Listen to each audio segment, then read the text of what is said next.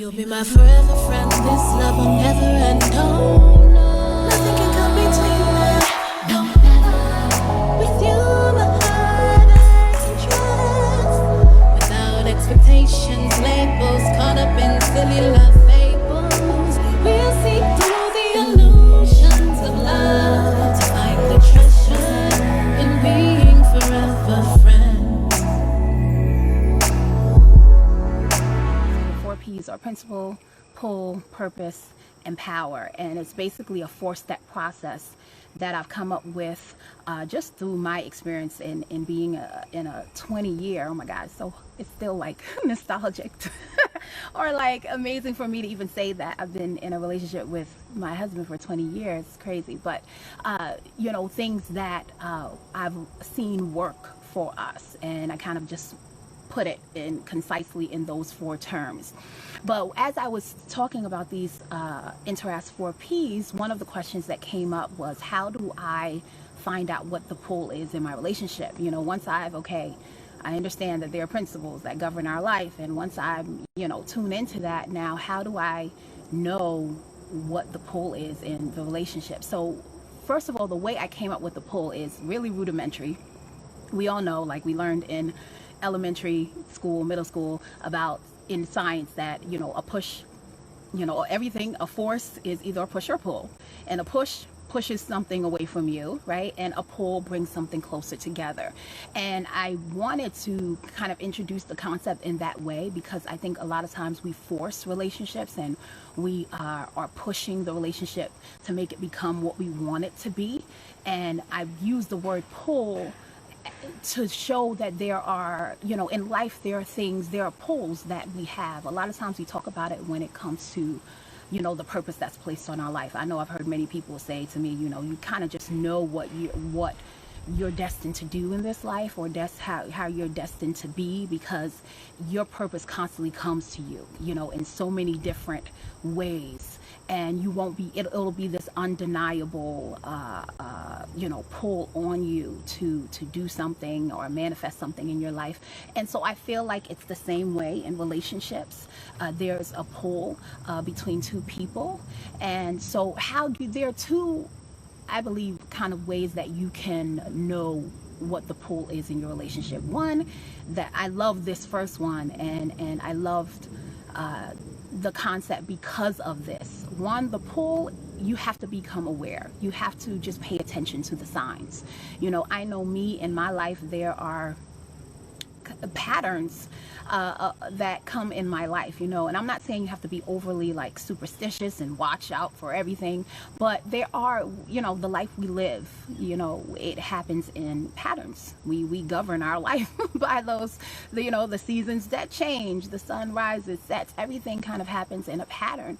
And I believe our life unfolds in that way too. What I love about Facebook is that, you know, when you're documenting something, I've noticed, and, you know, when they come up with those 4-year memory, 5-year memory, I've noticed that there's a pattern within every time around summertime. For me, I'm always doing something different in performance and you know, or with music. And because of Facebook, you know, I can see it laid out and I can't refute it. Like in 2012, I was like performing in Florida, in all these places, and I was doing Steve Harvey. I was in a competition. I was winning that competition in the neighborhood hoodie awards. And then 2013, I was doing something new. I won a mock American Idol competition at Mount Airy Casino, where I did like a whole concert series. And, you know, 2014, I did the Taste of Philadelphia. And this year I did Cove Haven. It just goes on. And it was amazing to me, because in Facebook,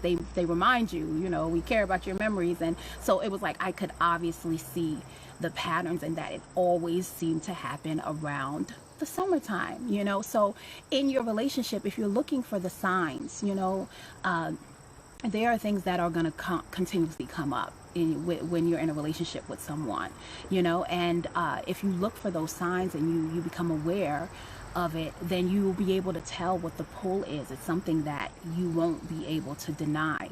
So that's one, just look for the signs. And it's helpful because it reminds you to become aware. And, you know, I know for me, I have my goal list You know, I have my things that I set as goals and achievements, and you know, and I guess this grand scheme that I think is my purpose in life. But I never want to be so detached or leave that paper there and not continue to ask myself day to day in the moment, okay, what is my purpose for today? What should I do today that will make the biggest impact for me, and for me to have the most fulfilling experience in my relationship? And I think when we think about pull, that's what it constantly makes you have to become aware of and question.